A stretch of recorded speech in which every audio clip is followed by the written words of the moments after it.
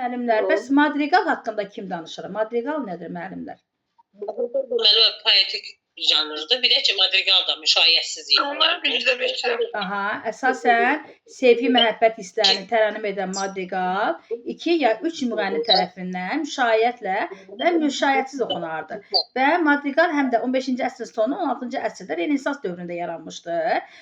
Bu, yəni ümumiyyətlə madrigal o dövrdə tez-tez ifa olunan və dəstəklənən musiqi janrı idi.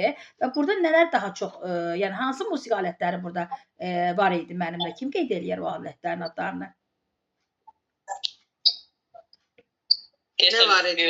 Hansı musiqi alətləri var idi bax bu zaman musiqi məclislərində? Burada hansı? Viola, gitar. Bəli. Və eyni zamanda burada daha sonra hansı musiqi alətinə də maraq var idi? Orqan alətinə də burada xüsusi maraq var idi. Bəli, çünki bir çox ölkələrdə, ilk növbədə də İtaliyada və Almaniyada bu alət bilirsiniz də, bu alət haqqında əsasında, yəni alət üçün müxtəlif, özdə ən çoxlu miqdarda əsərlər bəstələnirdi və həm də orqan alətləri ifaçıları meydana çıxırdır. Məqsəd də nə idi müəllimlər? Kim deyər burada məqsəd nə idi? Kim deyər burada məqsəd nə idi? Madrigalın inkişafında. Bəli. Məqsəd nə idi?